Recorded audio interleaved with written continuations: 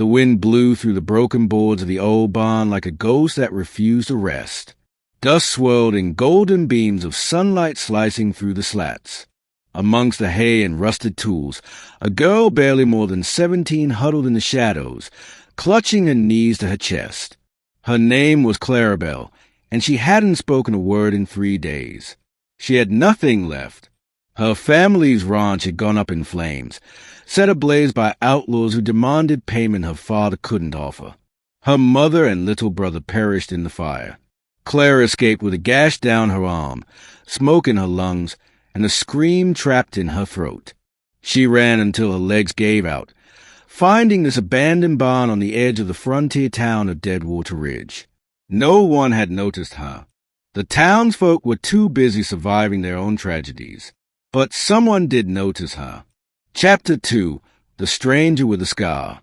Luke Carver rode into Deadwater Ridge like a shadow chasing twilight. A worn Stetson low over his eyes, coat flapping in the dry wind. He was a man with too many pasts and no future. Once an outlaw, now drifting in search of peace, Luke had killed more men than he cared to count. Some deserved it, some didn't, but all of it haunted him. He had come looking to buy feed and wire, maybe a hot meal, and sometime when no one recognized his face. What he found instead, tucked beneath moldy hay, was a girl with a fever and a wound gone bad. He nearly shot her out of reflex.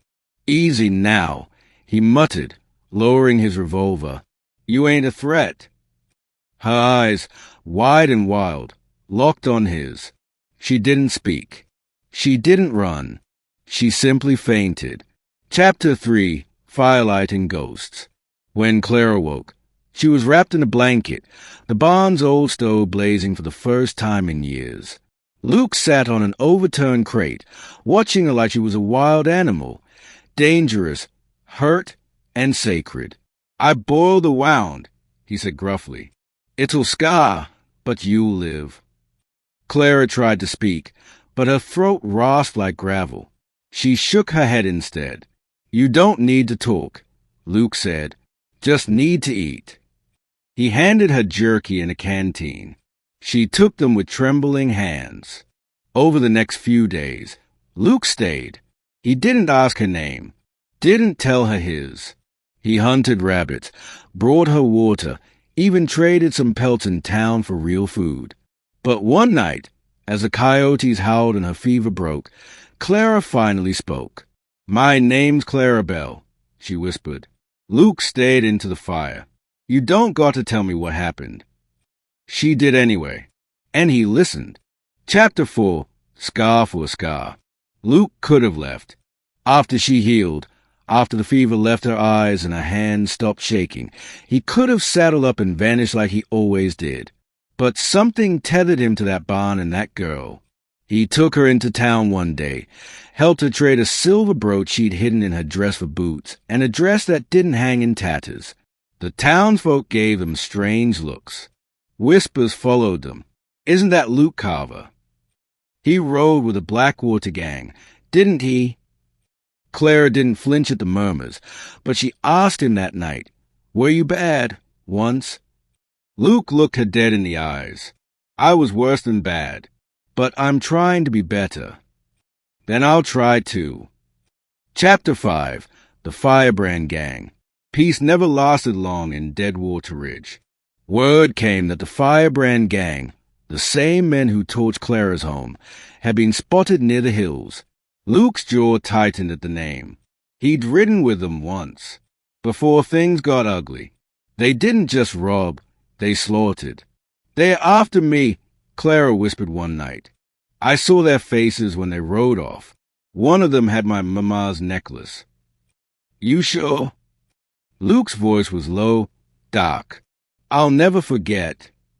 He paced the barn like a cage lion. Then he turned to her, eyes smoldering. "If they come for you, they'll die trying." Clara stood. Her voice was steady. "I don't want you killing for me." He blinked. "You want me to let them walk?" "No, I want us to face them." Chapter 6, The Last Stand at Dust Hollow. The Firebrand gang rolled into town a week later, loud and laughing. 10 men on horseback, and not a soul in Deadwater Ridge brave enough to stop them, except Luke Carver. He stepped into the dusty main street, shotgun in hand, revolver on his hip. Clara stood behind him on the saloon porch, rifle cocked. Carver, their leader, a greasy man named Denton Pike, spat. "Thought you were dead." "You will be," Luke growled. "You protecting the girl." Pike sneered. "She saw too much." "She's under my name now," Luke said, "and under my gun." Clara raised her rifle. "And mine." Gunfire erupted. Luke dug behind the trough. Clara picked off 2 riders before she was knocked back by recoil. Luke fought like a man possessed. For every shot he fired, a memory burned away, every regret, every sin. When the smoke cleared, 7 men lay dead. 3 fled. Luke stumbled, bleeding from his side. Clara rushed to him. "I told you not to kill for me," she sobbed. "I didn't," he rasped, collapsing. "I killed for us." Chapter 7. Home from Ashes. Luke survived, barely. Clara tended to him just like he had done for her. While he healed, the town changed its tone. The sheriff offered Luke a badge. He refused. Clara, now 18, bought a little land just outside town with reward money posted for the Firebrand gang. Luke built the cabin with his own hands, every nail a promise. Spring came soft and sweet. Clara grew flowers where blood had once soaked the earth. One night, under a blanket of stars, Luke sat beside her on the porch. "I ain't got a clean pass," he said, "but I got a heart that's yours if you want it." Clara smiled. "You gave me a life, Luke. That's more than love. That's salvation." They kissed as the wind whistled through the pines, the barn behind them empty now, but never forgotten. Epilogue, Redemption Ridge. Years later, folks would say the girl in the barn became the strongest woman in Deadwater Ridge. They said the outlaw who saved her became the man who saved the town. But Clara Bell would say something different. She'd say 2 broken hearts met in the dust, and together they made something worth living for. And that sometimes, even in the Wild West, love was the most dangerous and most beautiful thing of all.